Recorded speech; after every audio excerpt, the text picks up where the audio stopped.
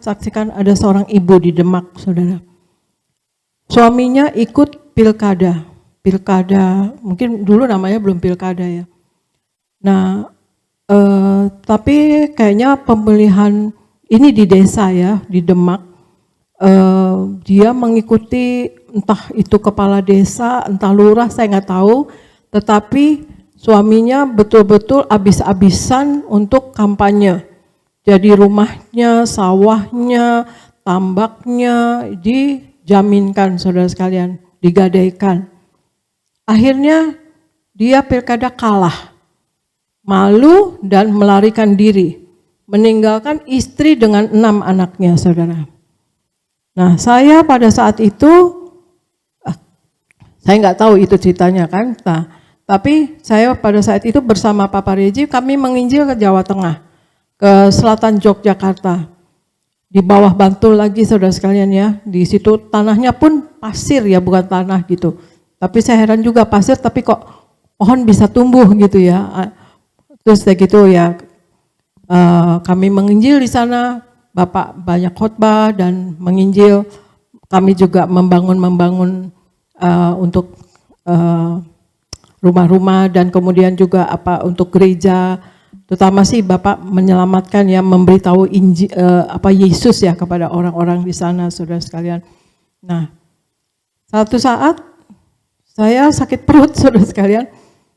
Wah, mau ke belakang ya.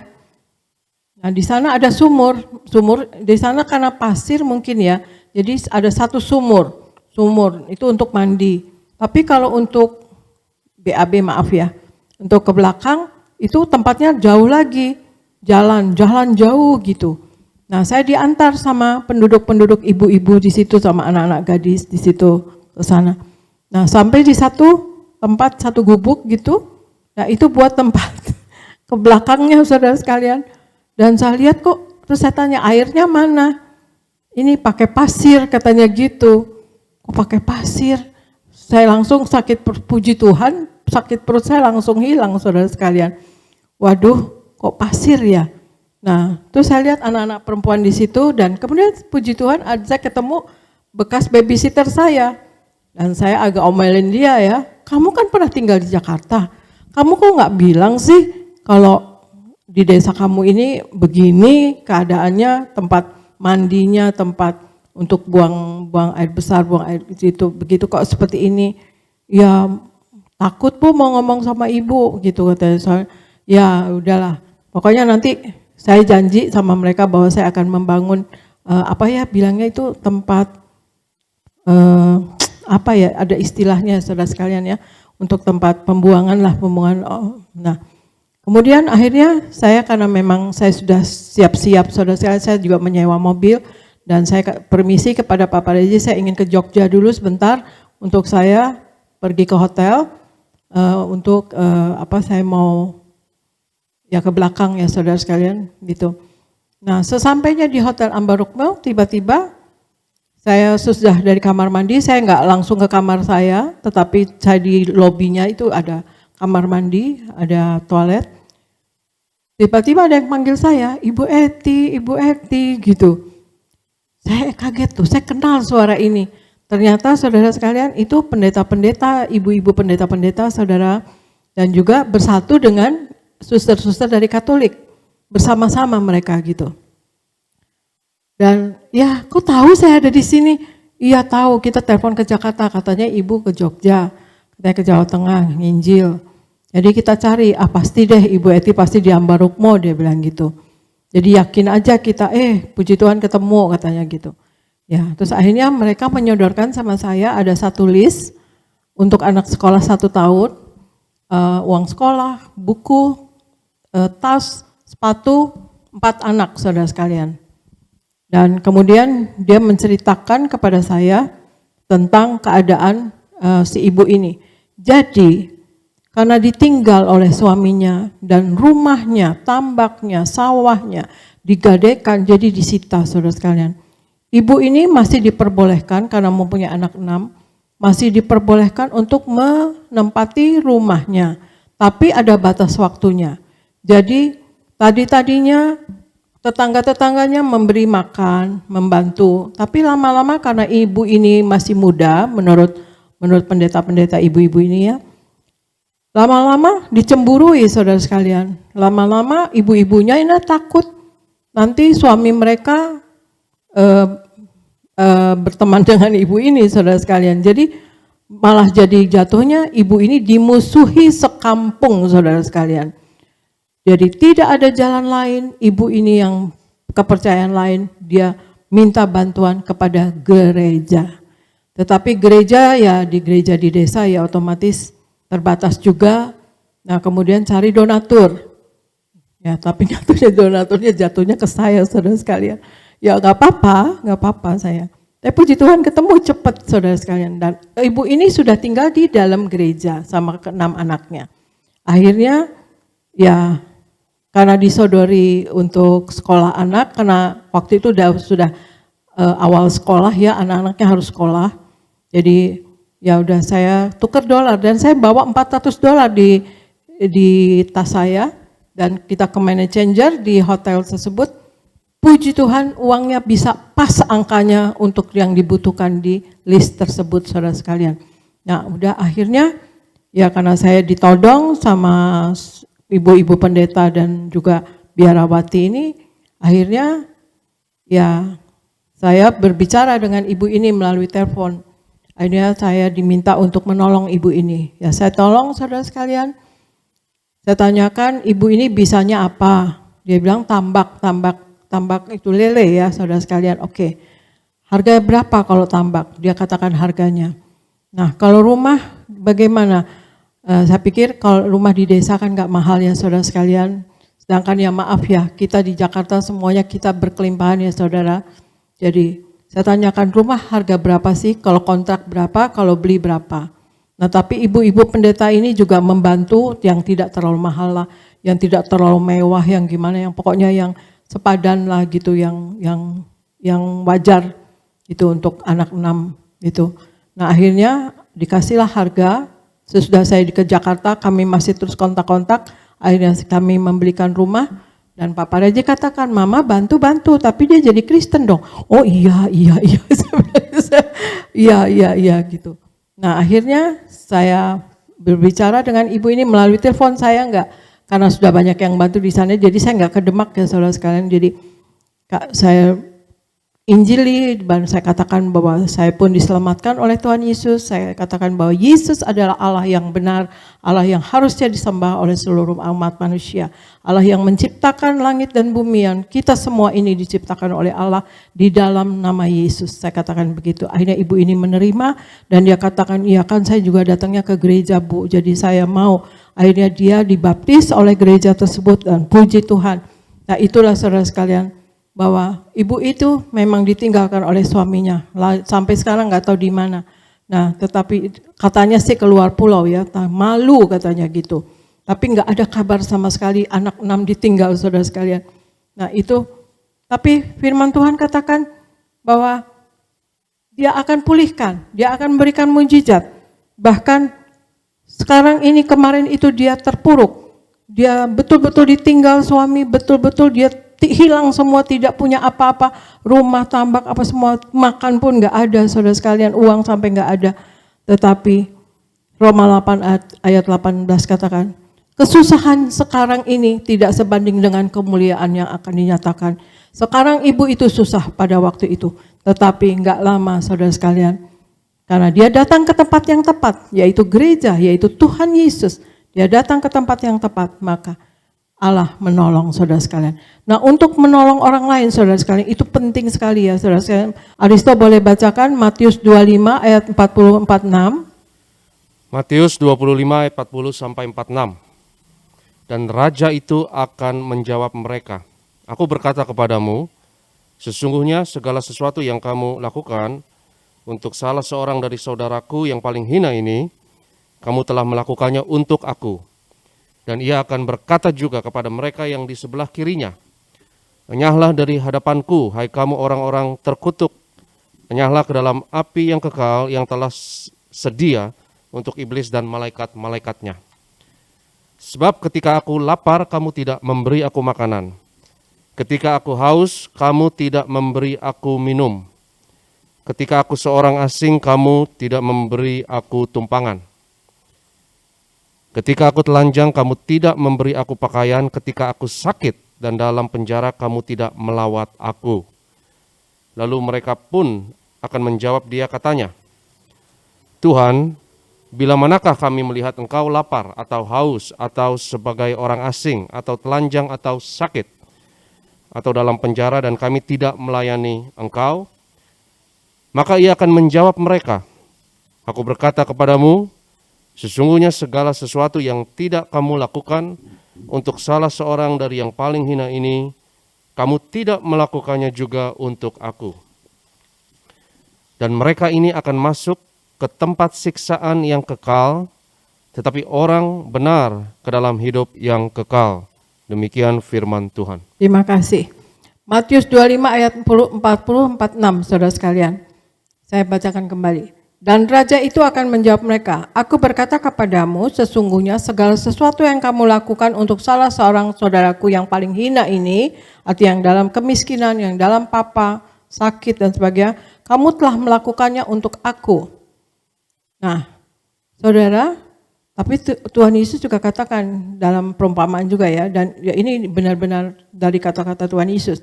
Dan ia akan berkata juga kepada mereka yang sebelah kirinya, enyahlah dari hadapanku, hai kamu orang-orang terkutuk, enyahlah ke dalam api yang kekal, yang telah tersedia untuk iblis dan malaikat-malaikatnya. Api yang kekal apa saudara sekalian? Neraka ya saudara sekalian. Nah kenapa? Ini ayat 41 Tuhan Yesus katakan, enyahlah ke dalam api yang kekal. Ayat 42 katakan, sebab ketika aku lapar, kamu tidak memberi aku makan. Ketika aku haus, kamu tidak memberi aku minum. Ketika aku orang asing, kamu tidak memberi aku tumpangan. Ketika aku telanjang, kamu tidak memberi aku pakaian. Ketika aku sakit dan dalam penjara, kamu tidak melawat aku.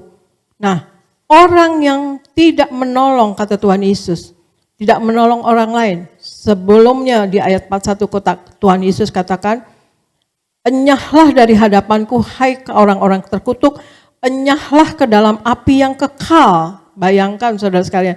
Jadi sebab ketika aku lapar kamu tidak memberi aku makan. Jadi kita tidak menolong di mata Tuhan. Kata Tuhan Yesus kita akan masuk ke dalam api yang kekal saudara sekalian.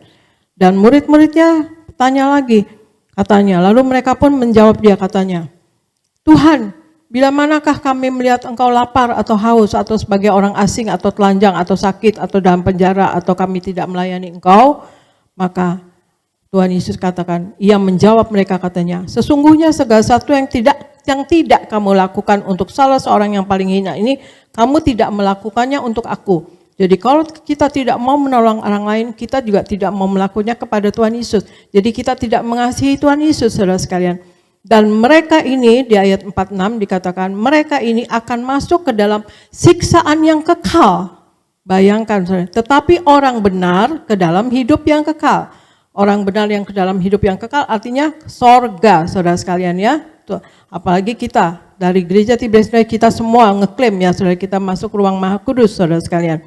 Dan orang yang tidak mau menolong orang ke dalam siksaan yang kekal, bahkan sebelumnya api yang kekal artinya neraka saudara sekalian. Nah itulah saudara sekalian dan wujud kita mengasihi Allah, kata Tuhan Yesus kita wajib untuk menolong orang lain saudara sekalian. Wah, kita mengasihi Allah nggak kelihatan memang, ya. Tapi refleksinya kita adalah kepada sesama, terutama orang yang sedang papa, yang paling hina, yang paling papa, yang sedang terpuruk, yang sedang sakit. Bayangkan yang kalau orang sakit kan nggak bisa kerja, ya, saudara sekalian, nggak bisa punya apa-apa lah gitu, bisa habis bahkan. Nah, wajib kita menolong saudara sekalian. Dan juga Pak Pariaji pribadi mempunyai program saudara sekalian untuk membantu anak-anak sekolah anak-anak yang mau sekolah tetapi tidak mempunyai biaya untuk sekolah saudara sekalian melalui jalur Buanerges ya saudara sekalian dan nanti dapat mendaftar ya Pak, mendaftar ya. Nanti akan diumumkan dari Buanerges Youth melalui Pendeta Aristo dan Argo Pariaji dan kemudian juga dengan Marcel Sairang saudara sekalian. Pendeta Marcel Sairang. sebagai leader Buana Gasiut. Jadi nanti ada program untuk anak-anak sekolah yang mau sekolah, yang pandai juga, dan tapi tidak ada biaya, saudara sekalian. Dan dengan kata lain, beasiswa, saudara sekalian. Nanti akan ada waktunya, akan diumumkan, jadi saudara boleh perhatikan nanti. Dan itulah saudara sekalian, dalam hidup ini, janji Tuhan Yesus. Satu, dia akan memulihkan kita. Kedua, dia selalu menyertai kita. Dan ketiga, dia sanggup untuk memberikan mujizat-mujizat yang kita nanti-nantikan saudara sekalian. Bahwa Tuhan Yesus adalah Allah yang hidup, Allah yang menjawab apa yang kita butuhkan, yang merasakan apa yang kita rasakan. Terima kasih dari saya, Tuhan Yesus memberkati. Tadi Ibu berkata dalam penginjil di pedalaman, karena kita di Jakarta biasa tinggal di hotel atau bintang 5, maka kami nginep di Ambarukmo, tetapi kalau kami injilnya tempat-tempat yang kisah nempatkan diri yang betul-betul tempat miskin, bak mandi gak ada, bahkan tempat buang air gak ada, jadi kita lakukan dengan sukacita. Maka ya memang aneh, tapi menyatakan apa? Karena kami kemana-mana membawa satu koper kitab Injil untuk dibagikan. Kan Tuhan perintahkan bagi kitab Injil itu, perintah Tuhan langsung pada saya. Maka demikian juga saya pernah ke hutan-hutan juga saya bagi kitab Injil itu. Komentari soal kaum muda, saya bilang Maristo supaya digerakkan kaum muda, yaitu anak muda. Kalau bapak-bapak kan harus ngurus keluarganya, tapi saya bilang ya Aristo Argo supaya Marcel bisa katanya mau bantu gerakan kaum muda, anak muda untuk membagi sembako atau yang betul nggak bisa makan, kita bantu. Demikian juga kalau anaknya miskin nggak bisa sekolahkan, kita bantu. Itu tujuan kita, yaitu kita menanggapi apa yang katakan Ibu tadi. Kita selalu ingin saja kecil nangis untuk orang miskin, orang sakit. Sang dulu pulang kuliah ya, saya nongkrongnya sama pengemis. Saya lihat pengemis nangis, bagaimana saya bisa nolong. Maka itulah kami sarankan juga ya Aristo Argo juga dibantu Marcel, bahkan gerakan kaum muda untuk membantu orang yang betul nggak bisa makan, kasih sembako, atau juga nggak bisa sekolah, kita bantu. Saya bisa ada uang sedikit-sedikit tabungan, maka saya akan bantu untuk membantu sementara pakai uang tabungan kami.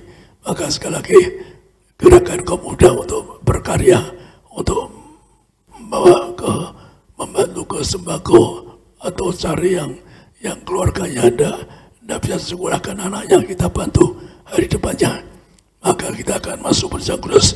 Kita sekarang baca di sini, yaitu di Ulangan 21, 22, 23. Ulangan 21 ayat 22 sampai 23. Apabila seseorang berbuat dosa yang sepadan dengan hukuman mati, lalu ia dihukum mati, kemudian kau gantung dia pada sebuah tiang, maka janganlah mayatnya dibiarkan semalam-malaman pada tiang itu. Tetapi haruslah engkau menguburkan dia pada hari itu juga, sebab seorang yang digantung terkutuk oleh Allah.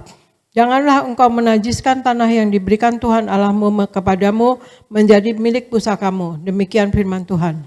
Jadi Tuhan Yesus ditumbak, ditikam, gantikan kita, agar kita tidak mengalami maut, agar kita tidak ke neraka. Tuhan yang gantikan, ditumbak, ditikam, maka itulah Tuhan ngajar saya. Itu kalau ditumbak jangan sakit, darah tertumbah, maka itu ada kuasa. Tuhan ngajar saya detail bahwa kalau ditumbak tikam dengan sakit, maka di balik perjalanan kuasa besar, kuasa yang bukan penyakit, bahkan termasuk agar Anda tidak menderita. Tuhan tiga jantung disalibkan untuk nebus susah sama kita. Kita doa karena apa? Ada dua kemujiat. Karena apa? Karena ada unsur menderita. Tuhan ditumbak tiga, ada unsur penderitaan. Maka maka termasuk agar kita bebas dari maut dan penderitaan. Maka kita baca sekarang di Yohanes 6, 53, 58. Yohanes 6 ayat 53 sampai 58. Maka kata Yesus kepada mereka, Aku berkata kepadamu, sesungguhnya jikalau kamu tidak makan daging anak manusia dan minum darahnya, kamu tidak mempunyai hidup di dalam dirimu. Barang siapa makan dagingku dan minum darahku, ia mempunyai hidup yang kekal, dan aku akan membangkitkan dia pada akhir zaman. Sebab dagingku adalah benar-benar makanan, dan darahku adalah benar-benar minuman. Barang siapa makan dagingku dan minum darahku, ia tinggal di dalam aku, dan aku di dalam dia. Sama seperti Bapa yang hidup mengutus aku, dan aku hidup oleh Bapa, demikian juga barang siapa yang memakan aku akan hidup oleh aku. Inilah roti yang telah turun dari sorga, bukan roti seperti yang dimakan nenek moyangmu, dan mereka telah mati. Barang siapa makan roti ini, ia akan hidup selama-lamanya. Demikian firman Tuhan. Jadi perhatikan Anda Bapak, Tuhan menyatu dengan Allah Bapa. Tapi kalau kita terima tubuh darahnya, kita nyatu dengan Tuhan, arti apa? Kita tolak maut dan penderitaan dan penyakit. Maka Anda dan saya imani, Anda semua dosa Anda semua sakit sembuh. Dosa Anda yang telepon ke kami dijamah sembuh, Anda imani. Tergantung imanmu. Kalau Anda nggak punya iman, nggak bisa imani. Anda menyatu dengan tubuh darahnya, maka Anda nyatu dengan Tuhan. Pasti ada kuasa. Tergantung iman Anda. Saya serahkan Bapak Ibu. Kita akan melakukan perjamuan kudus, kita akan menyatu dengan tubuh darah Yesus. Maka kita angkat roti kita, saudara sekalian, kita akan menyatu dengan tubuh darah Yesus. Mari kita angkat roti yang akan dibentuk menjadi tubuh Kristus. Dalam nama Tuhan Yesus, inilah roti yang turun dari sorga. Inilah tubuh Yesus Kristus yang tertombak dan tertikam di atas kayu salib. Yang pertama, yang memberikan kami bersama keluarga keselamatan, yang memberikan kami hidup kekal di dalam kerajaan sorga. Yang kedua, tubuh Kristus yang ditombak dan ditikam di atas kayu salib menyempurnakan agar tubuhku, jiwa dan rohku sempurna sehat, sempurna untuk dibangkitkan pada hari kiamat. Yang ketiga, tubuh Kristus yang ditombak dan ditikam di atas kayu salib agar kami semua bersama keluarga mulai hari ini tidak terkapar di meja operasi, tidak terkapar di rumah sakit, tidak terkapar di ruang ICU, tidak lumpuh, tidak pikun, tidak koma. Aku tolak sakit kanker, aku tolak sakit tumor. Dimanapun kami melangkah dijaga malaikat, tidak jatuh, tidak bahaya, dan tidak celaka. Dalam nama Tuhan Yesus, inilah roti yang turun dari sorga, inilah tubuh Yesus Kristus, inilah tubuh Yesus Kristus. Kita makan, inilah tubuh Yesus Kristus.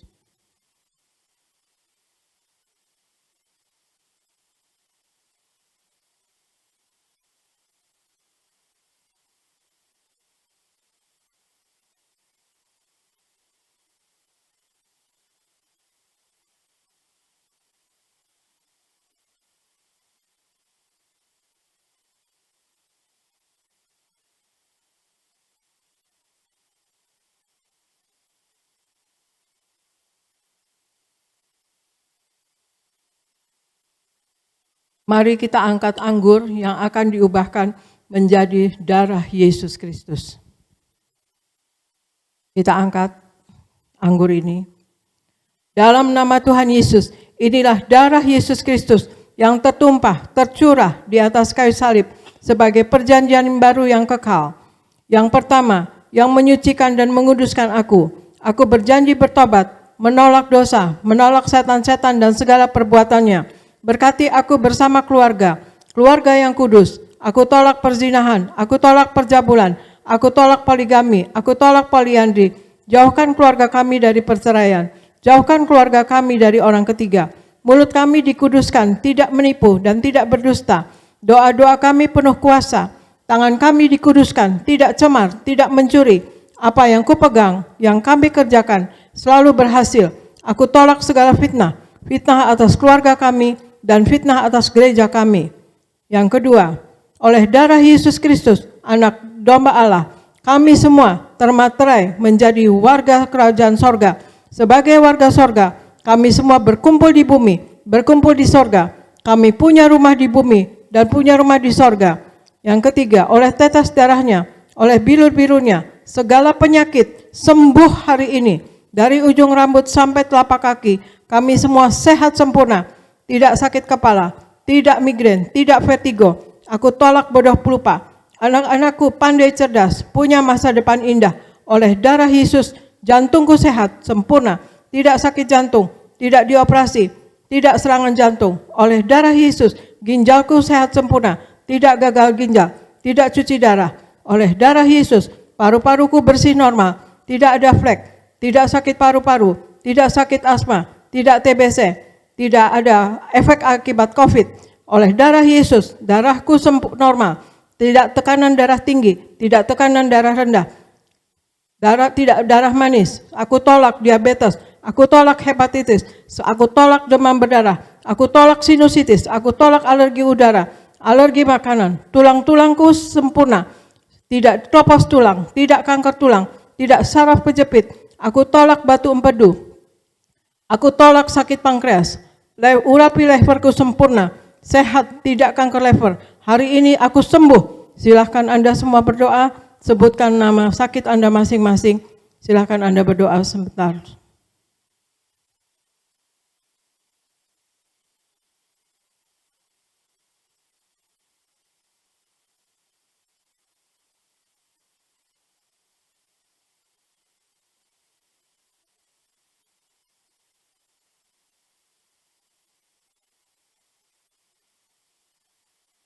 Kita angkat darah Yesus. Tuhan Yesus yang mengajar kepada gembala sidang gereja Tiberias bahwa perjamuan kudus ini kuasanya lebih dari roti mana. Yang pertama, bangsa Israel dengan roti mana tidur pun diberkati, dicukupi, tidak kekurangan. Aku percaya dengan perjamuan kudus ini tidur pun aku diberkati, dicukupi, tidak miskin, tidak bangkrut, tidak kekurangan. Yang kedua, bangsa Israel dengan roti mana setiap hari jubah baru, baju baru, artinya mulia. Aku percaya dengan perjamuan kudus ini, aku mulia, akan terbang ke awan-awan, jumpa Tuhan Yesus, pesta di sorga. Yang ketiga, bangsa Israel dengan roti mana selalu kasut baru, sepatu baru, artinya punya roh majikan. Aku percaya dengan perjamuan kudus ini, aku diangkat naik, punya roh majikan, tidak jadi ekor, jadi kepala, tidak gagal, tidak bangkrut, tidak hutang-hutang, pekerjaanku, usahaku diberkati Tuhan 10 kali ganda, 100 kali ganda. Segala penderitaan dan segala penyakit hari ini disembuhkan dan diselesaikan di atas kayu salib. Dalam nama Tuhan Yesus, inilah darah Tuhan Yesus Kristus. Kita minum, inilah darah Tuhan Yesus Kristus.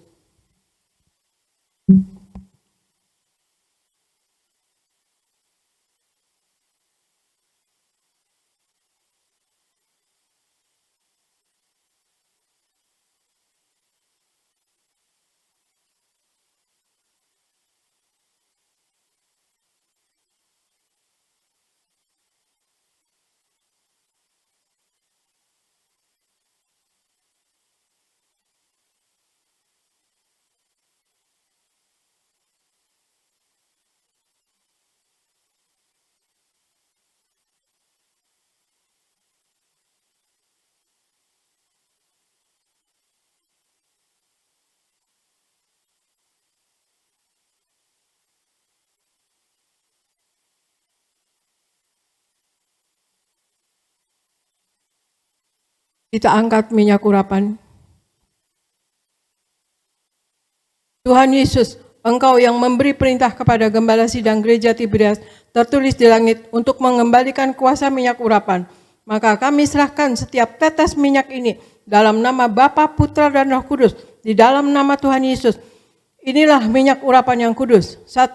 Minyak urapan untuk muliakan Allah dan muliakan manusia, di dalam Hakim-Hakim 9 ayat 8 ayat sampai 9. Kedua, minyak urapan punya kuasa untuk menyembuhkan orang sakit dan mengusir setan-setan dan roh jahat, di dalam Markus 6 ayat 12 sampai 13. Ketiga, minyak urapan untuk menghancurkan segala kutuk-kutuk, di dalam Yesaya 10 ayat 27a. Keempat, minyak urapan untuk menjadikan kami lebih dari teman sekutu kami, di dalam Ibrani 1 ayat 9. Kami serahkan setiap pot, setiap botol, setiap tetes minyak ini, minyak urapan yang kudus, dan yang penuh kuasa dalam nama Tuhan Yesus. Inilah minyak urapan yang memuliakan Allah dan memuliakan manusia. Kami manusia mulia, tidak sakit, tidak gagal, dan apa yang kami kerjakan akan berhasil. Dalam nama Tuhan Yesus, inilah minyak urapan. Kita oleskan pada yang bagian yang sakit dan oleskan kepada dahi dan kepala Anda.